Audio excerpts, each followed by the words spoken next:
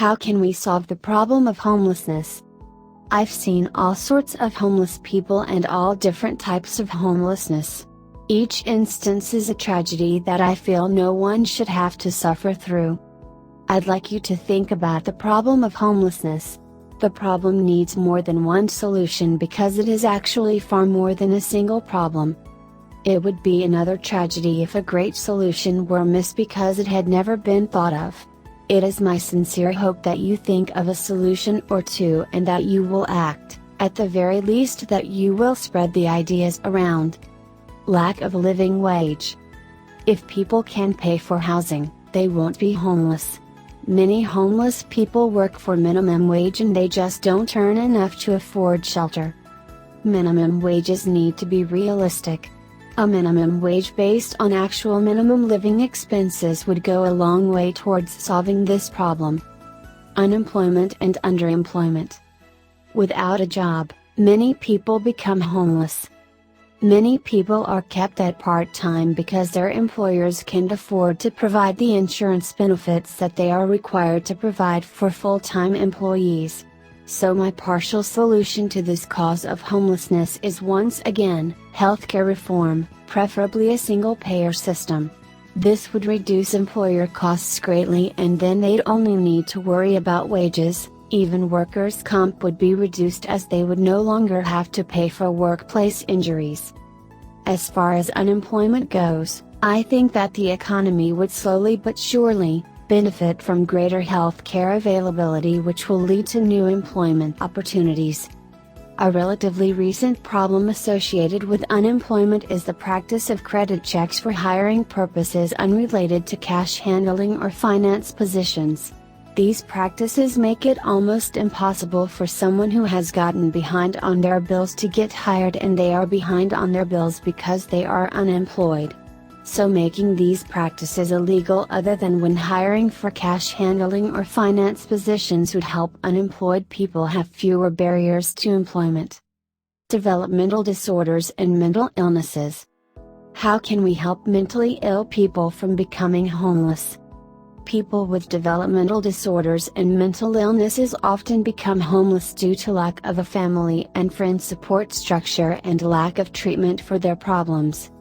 It needs to be made just as socially unacceptable to abandon friends and family members due to their mental illness or developmental disorders as it currently is to abandon them due to physical ailments. There is a stigma to mental illness in America that is simply ridiculous. It leads people to ignore or put down people suffering from mental illnesses and disorders, even their own children. We could help fight the problem of homelessness by raising awareness about mental illness and developmental disorders. Once people no longer blame or shun people with those illnesses, they will be more able to be supportive towards friends and family members with mental illnesses or developmental disabilities. As an extension of that societal change, developmental disorders such as autism and treatment for mental illnesses such as depression, PTSD, phobias, and others would need to be automatically treated by professionals. The attitude that mental and developmental disorders are imaginary, or signs of character flaws, sin, or bad parenting, needs to be dispensed with so people suffering them can get well and take care of themselves whenever possible.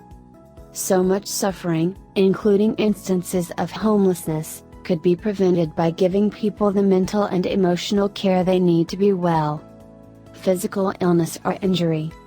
How can we prevent illness and injury from causing people to become homeless? Many people become homeless due to the fallout from a physical illness or injury.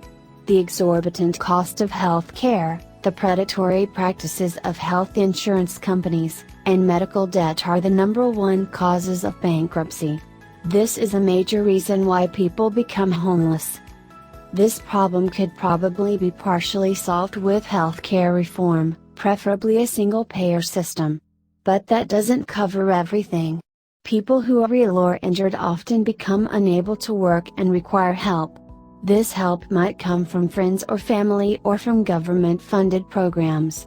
It needs to be made absolutely unacceptable for sick people to lose their homes due to inability to work.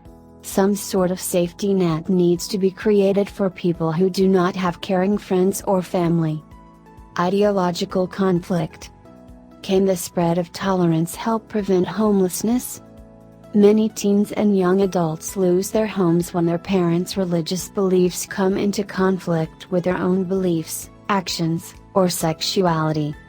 This is a very sticky problem to address, as very few people will even admit the role that religious beliefs play in causing teen homelessness.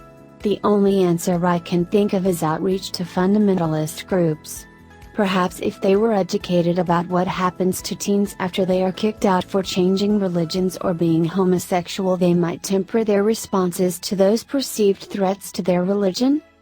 If society at large is made aware of this cause of teen homelessness by talking about this almost taboo subject, then society at large can put pressure on parents to provide for and not abuse their minor children regardless of their beliefs or sexual orientation.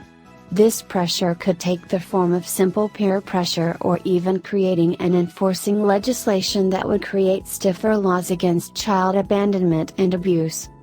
Sexual, physical, and emotional abuse.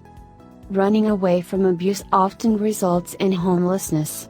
Many people become homeless due to sexual, physical, or emotional abuse. I think that homelessness due to sexual, physical, and emotional abuse could be reduced by providing mental health care to at-risk parents and children, which could be used without having any stigma attached. I think runaways due to abuse could be greatly reduced if all children were made aware of programs designed to rescue abused children and provided with the ability to easily contact those agencies for help. Many teens run away from abusive homes instead of seeking help simply because they don't know how to seek help, or sometimes they don't even know what help is available. Adults should be made aware of programs designed to help them cope with abusive partners as well. Awareness is important if people are to seek help.